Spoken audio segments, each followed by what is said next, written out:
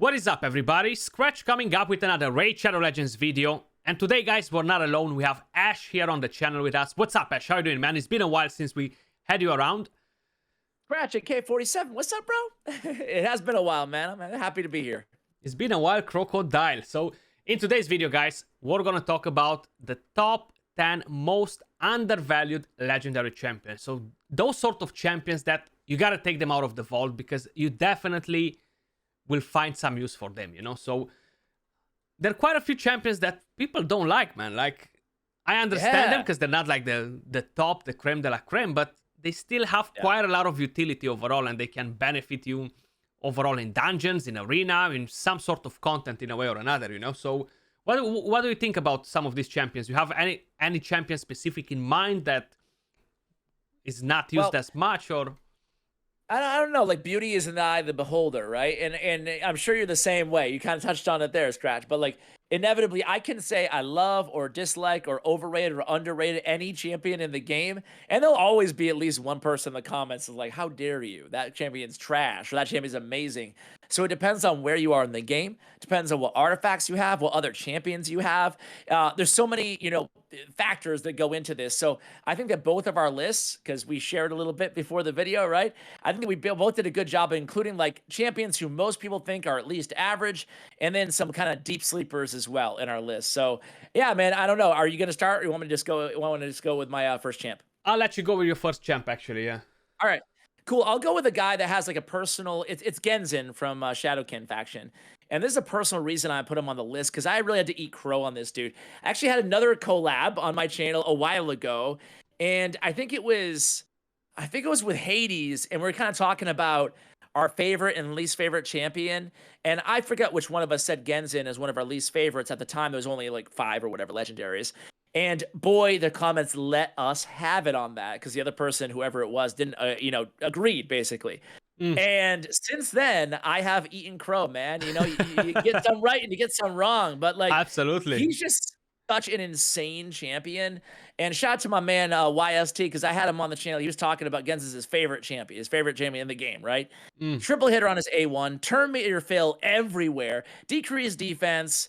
More turn meter fill, ignoring unkillable. And the beautiful thing about this champion, really, right, is that he's like the Energizer Bunny of damage, being a Spirit Affinity nuker and debuffer. Not a lot of them out there in the game. And he just like, when you get him going, it's a lot of damage, and he just never stops because of all that turn meter fill in his kit. Definitely was wrong about him. And for that, I think he's underrated. Yeah, I actually pulled Genzin recently, so I think... Okay. Right after the faction got released, I built him for the faction wars as well. I put him on a frenzy set because I had too much of this gear laying around, so I said I gotta use it on some champion. So I gave him a frenzy set, but definitely built for damage. And actually, he doesn't disappoint me at all for that faction. I still haven't booked him just yet, though, so that's something that I'm still deciding if to do it or no. But probably I will do it at some point once I'm gonna book the rest of the champions that kind of matter that much to me, Yeah, absolutely. And I feel like, in some ways, anybody can use him in the mid game and the early game, obviously. But I think he's a victim. I think he'd be the perfect like kind of speed run champion in the end game as well, if it wasn't for like the Netheril, Calvalax, poison meta, and Seer, right? And then like obviously we could say that about a lot of champions, but I think he's like an amazing PvE nuker as well. Just not really the meta opening for him, if you're end game. But overall, this is like a really, really solid champion. Yeah, definitely. He's not as bad as I thought since the faction wars are out, 100%, like yeah, I kind of bited on that as well. Okay, who you got first? I'm gonna go with Wurley, man. He's actually a champion from the battle pass. I'm blessed enough to have him a +4 on this account, actually. Ooh, blessed, but you got a massive buff, man. He did actually, yeah. He's not as bad as people think he is. Now, I know he's a Void Legendary, and everybody kind of wants to have that Sifi, Yumeko, Warlord Krisk sort of experience whenever you're pulling Voids. I don't blame anyone, but overall, he's not a bad champion. Like, he can actually help you a lot if you need support from him. You can even run him in your clan boss team if you want to have that strengthen, increase defense. Now he's on a 3-turn cooldown. It got a buff, so this is actually pretty solid overall. on the A1, a chance to freeze if you want to CC a bit waves or anything like that. You have the decreased crit damage and decreased accuracy that cannot be resisted, increased crit damage buff on all allies. That actually got a buff a while ago. So all this makes him a pretty good champion actually. And a lot of people are still sleeping on him and don't use him at all. He has a massive aura for the Doom Tower. So chuck him on a stun set if you like. On something to CC the waves on a Doom Tower if that's what you need. But he's gonna do a pretty good job, you know, even on the Bommel boss with that decreased accuracy, very solid. Even for the Hydra, he can do a very solid job, increased defense, decreased accuracy on that Head of Mischief that creates us so many problems, you know? But yeah, that's kind of Totally how agree, I feel, you know? Well, yeah, you're right. And I mean, they really went in here and just made his kit really, really good, you know, because his A3 used to be a 4-turn cooldown win mode. Now it's a 3-turn. I want to say, off the top of my head, I think he's the only champion with strength and increased defense 3-turn cooldown, big versions. Am I forgetting somebody there? But Ooh, I mean, don't think so. I'm not 100% sure anymore either, but yeah, I can't think of anybody who does have it. There might be, but not on a if 3-turn so, that's cooldown, yeah. not on a 3-turn, you know? So I think that's for that in itself, you know, as much damage mitigation without ally protect as you can basically get in one 3-turn cooldown ability. And then you have the, especially for Doom Tower, just adding him for that aura plus that A3, that's incredibly strong, right? And then I like what they did in there with the A2, to your point. I like that they made them unresistible as well, you know? Yeah, definitely. Cool. All right, I'm gonna go old school with my next one, Skratch. Let's see. We're gonna go to this one. Might be again. These are kind of two of my better. Then we'll get. Actually, I have three kind of good ones, or I think some people know about, right? And then I have two kind of deep sleepers. So we'll go into Undead Horde and take a look at my man. Where are you, Netheril? So Netheril, man. The only bad thing about Netheril is his speed. He's rocking that old school, like legacy, legendary 94 speed, which it's tough, right? And his defense makes him a little squishy too. But I think that a lot of people, at least, you know, back when I started talking about Netheril, when I pulled Netheril, they're like, oh, you got your hands on one of the best clan boss poisoners. He's going to be great for clan boss or whatever, you know? And then, I mean, his A2 and his A3 are really, really insane abilities, right? He's a very good control champion overall. He has 2 AoE attacks. He has a stun. He has decreased speed if he doesn't land that stun. And then he has 75% decreased turn meter on his Bat Swarm A3.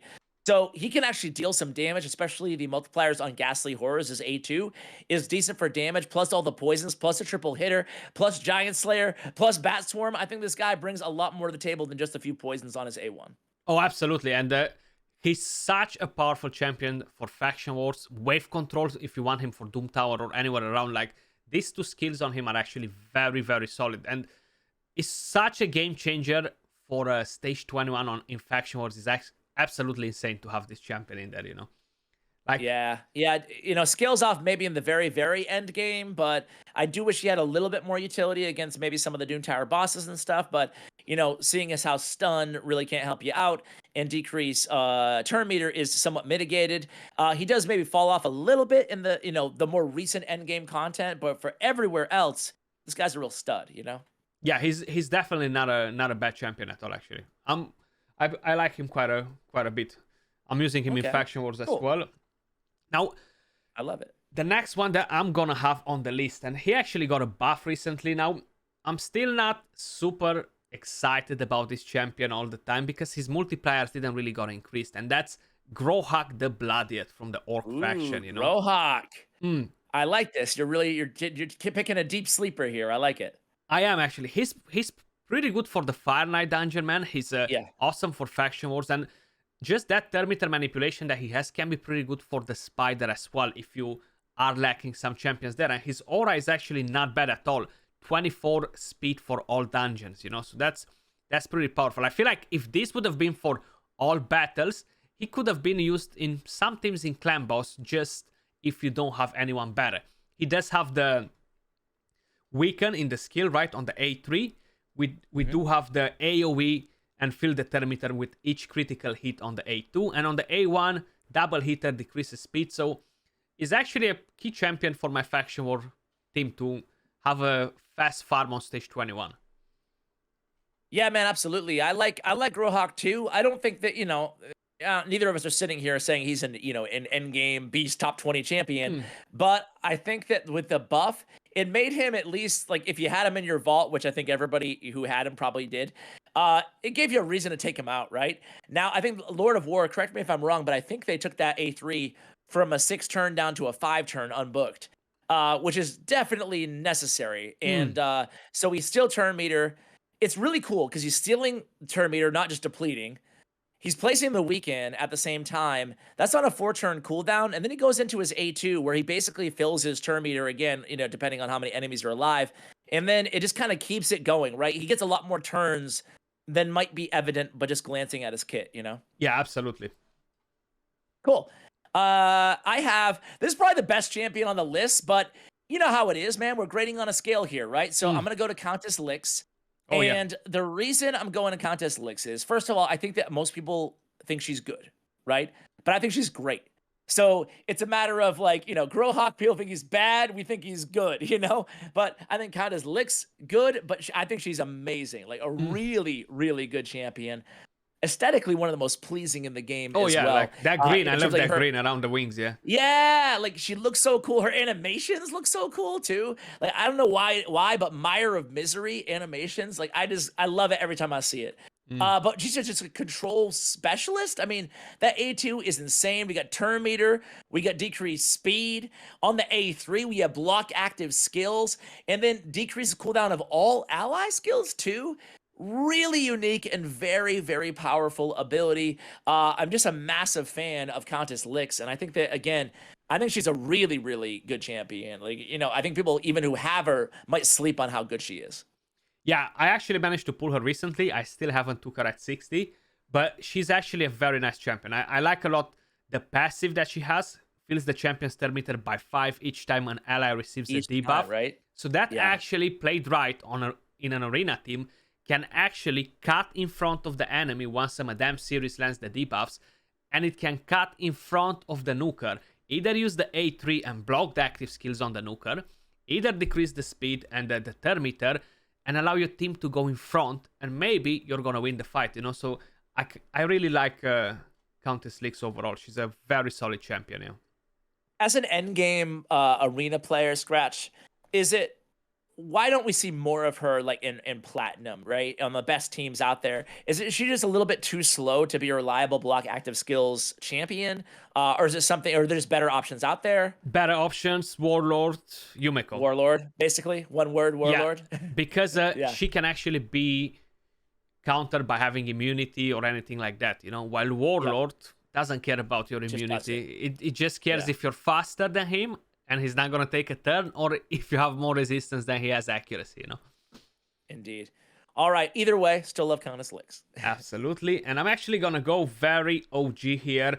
I still feel like this champion needs a buff badly, especially on multiplayers. I want to see him do more damage or something, and that's Black Knight, man. Like, not a lot of people use him, but he's actually a very OG champion. I like on the A1 you have the Provoke. It's great for the Magma Dragon.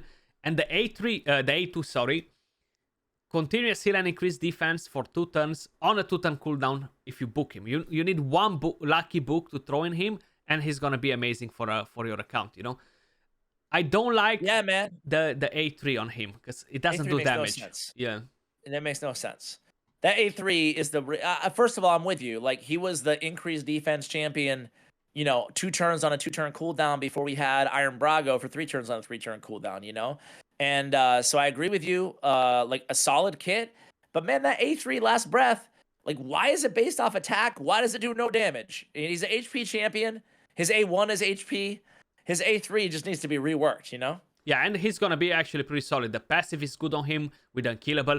He used to be like kind of like the key champion in an arena few months ago, maybe a year ago or so, in delaying the opponent. You used to give him resistance, chuck him in arena, and force affinity. A lot of magic champions as nukers. He used to delay you a bit because of the passive. So he's definitely not a bad champion. But a lot of people don't use him, not even for clan boss. I feel like a lot of people they pull this champion and instantly vault him, and they're like, well, I don't want this rubbish, you know. But he's actually pretty Right. helpful even for clan boss. With that continuous heal, increased defense is something that gives you survivability overall and healing as well, which is very important for progression, you know. Totally agree with you there. He's definitely a really solid faction wars champion. And to your point, if you don't have another solid increased defense champion, even anti-affinity, because of that unkillable he's placing on himself, he's gonna be a good tank for your team too, you know. All right, next up I have Robar. Robar's another champion who got a buff on that same balance change that, Solus and Vizix, I believe, and who else did we just talk about who got a buff there? Wurlim, yeah. So, well, either way, he got a pretty good buff, right? He used to be 87 speed, now he's 97 speed. His defense is still like, uncommon level. Defense is 694. However, if you can overlook his defense, his squishiness, this guy can smack now, man. He was already a good nuker, right? He was already, I think his A3 was one of the better sheer damage dealers in the game, like all champions included. If the target was under one of those debuffs, right? Yeah. So it does have a qualifier in there, but Merciless Assault, incredibly hard hitting. But they went in there, and I believe, correct me if I'm wrong, but I believe they even improved his multipliers even more. I could be wrong on that, but either way, it's really jiving. It's really he's like a really big damage dealer. And what I did was I tested him out one day where I just subbed in a bunch of Force Affinity nukers in that spot on the same team with roughly the same gear. And he out-nuked everybody, Fushan included. And Fushan I have fully empowered at level 4, right? Oh, so wow. he out-damaged him in the same kind of gear. And I'm like, geez, man. And, there's not that many Force Affinity decreased defense like debuffers out there in the game. So depending on where you get him, he could be a massive upgrade from somebody like Zargala or something like that, So, yeah, overall, just his kit is pretty simple. Decreased defense, a stun on the A1, a chance at an extra turn, and a ton of damage. Definitely. So the main reason why we don't seeing this champion as used as he should be is the affinity, man, So Candraphone is good because of his passive as a defense champion, super hard hitting A1. But Robar in this meta would be actually amazing if it would be a different affinity. You go with Kymar. Most of the people use Kymar, sleep the enemy. That already gives you the boost on the damage from his A3. And I try him out. He hits extremely hard with that skill. But his only problem is the Force Affinity, for Arena. But overall, he's still a solid champion. So how you said, an upgrade from Zargala or an upgrade from a lot of these nukers all around the Arena. Because we're not talking imagine only... like rolling with War Maiden for like 6 months and then getting Robar. You'd be like, oh! Exactly. But so I think he's great in PvE. To your point, it's kind of a shame that a few champions have like the endgame arena meta on lockdown, right? In a way it's cool because if you have one, you're in a good spot. But also there's like box out other champions, like, of several that we talked about in today's video. Countess Licks, Robar. Yeah, that's mainly for Platinum Arena though. So since we have so many people playing the game, I would definitely use him if I would have him and I have Zargala or I have a Skull Crown or something like this. I would still use this champion in the lower tiers of Arena 100%, True, and you know what? He can serve two roles in the arena. He can be your nuker and debuffer, right? Like exactly. He's a pretty cool champion. And to your point, like we're talking about endgame arena meta and stuff like that, but like 99% of our viewers don't even care about that. So exactly. All right. So who we got next? I'm actually gonna get the free champion. Okay, everybody can buy her from the clan shop, Janika. Okay. Man, I have built her and not tried her yet, so I'm interested to hear your review here. A lot of people don't give her the love she deserves.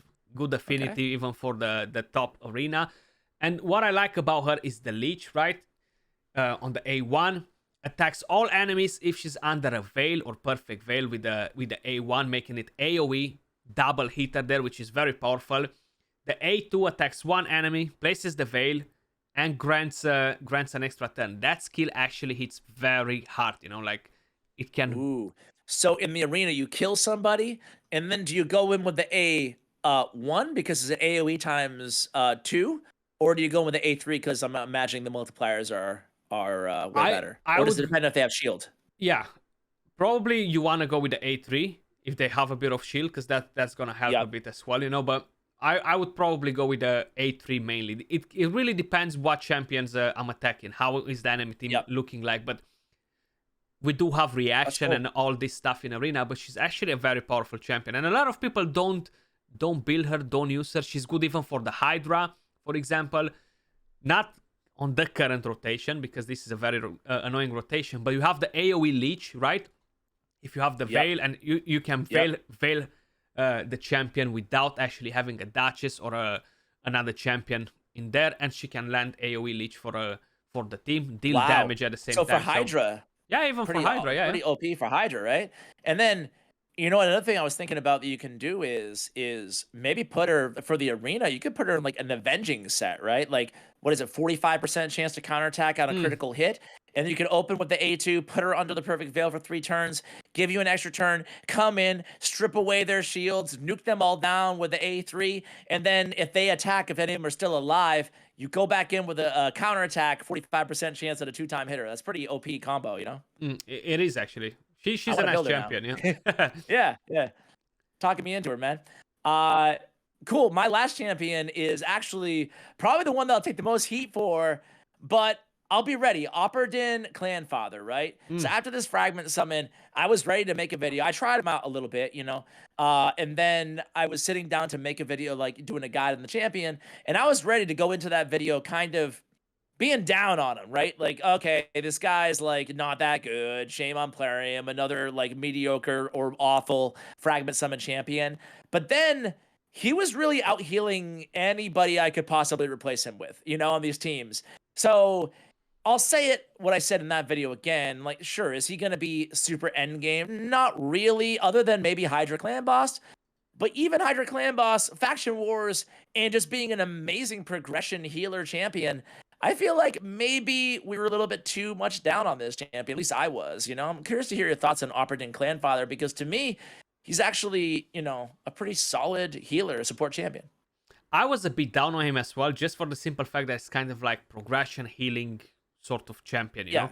But I do have clanmates that actually made Hydra Nightmare teams with him, and guess who else? Mother Sibel, and bringing in right, 2 fragment fusions, whatever, Exactly, that they were kind of like rubbish, but and very nice team actually. It's all based on continuous heals.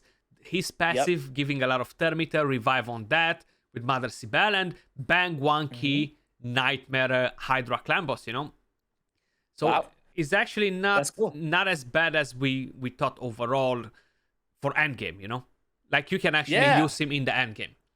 For some. How about that? So endgame things. progression definitely really good. His base stats are like solid, easy to keep alive. So yeah, man, I think that he's definitely underrated. It's weird. You could probably say this about a lot of the free champions that Raid gives you, or fragment summons in the past, right? To your point, is I think that unless they're amazing, the community, YouTubers, sometimes you have a tendency to be like, another like whatever champion, unless they're like OP clearly. But the truth is, a lot of these champions, you can get some utility out of them. So I think the Opperdin's definitely one of those. Yeah, I always feel like when I see them that are just for progression, I'm just saying like, guys, don't expect this champion to rock your account.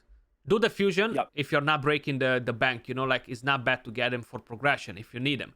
If you don't really need it, consider skipping it, because maybe you need the resources for a future fusion that's going to be better and you really want to get it. Because we had some very hard fusions, right? Like we had the Brogni fusion, such an amazing champion, and was so hard for a lot of people to get it. So that's why I'm always like, guys, this is not the creme de la creme, but maybe the next one is. So think about it. Do you really need a champion? Or you might want to save the resources for the next creme de la creme fusion, Yeah, you're always trying to figure out, is this like Iron Brago or is this Pixneal? Like who's this gonna be? So I definitely feel I agree with you there. But I would, on fragment summons especially, there's so much, for me, there's so much easier than fusions, generally speaking, that I always try to go for every fragment summon if I can, but I get it, especially like free-to-play players. Sometimes you just have to pick and choose, and Opera didn't give me him all day over Pixneal, but then again, that's probably an unfair pairing. I'm putting it against the worst, right? Who you got next, man? Pixneal. Not Pixneal, hell no. I'm actually going to talk about Logan from the Bannerlord. Seems like Bannerlords attract me today for some reason. So this Bumblebee right? Is actually Right. not that bad. We do have the heal on the A1, which is pretty good. A bit of shield on the champion. Increased defense, ally protection on a 4-turn cooldown on the allies. And then the A3 attacks all enemies, 100% chance fully booked to block the active skills, which actually can be pretty useful even for CC, not only faction wars, waves in dungeons, waves in the Doom Tower if you need it there. You have the heal from the A1. If you build him properly, he's going to be able to sustain your team, tank for your team with the A2 as well. So overall, I feel like a lot of people are sleeping on this champion just for the simple fact that he's not as popular overall, you know. I think that is a great call, actually, honestly, Skratch, because I'll be totally honest with you, man. Like, I have him, I knew his kit, but I just totally forgot about that he has a heal on the A1. Like, the heal all allies 25% of the damage inflicted, which can actually be, to your point, like a pretty solid heal. So between his heal, increased defense, ally protect, and block active skills, like, you put that all together, and you're looking at like a really, really underrated damage mitigator, you know, for your team. So great call out on Logan. Yeah, it's kind of like a Rask, you know. I still like Rask quite a lot because I feel like it's easier to get him, easier to give him the right build. But at the same time, I feel like Logan is definitely overlooked as a champion, you know. Yeah, it's a good call out. He has got really good aura for faction wars as well. So 38% on the HP. So definitely help you out there. And I think you have one more. That's it, huh? I know. That's it, man. I can come up with one if you want. But no, those are my 5. So yeah, man. But yeah, guys, I think like that's a pretty good list. I know it's not really the champion that you wanted to pull when you got him, most probably, and that kind of makes them look a bit worse than they actually are. Not getting excited for them because we know how it is. I feel that as well when I'm pulling champions. But that was all for this video. Make sure you guys go over and check out Ash, subscribe to his YouTube, check out his Twitter. I will be leaving the links in the pinned comment and in the description. But that was all for this video. Much love, stay safe, appreciate all of you guys watching, and we'll catch you all soon in the next one. Peace.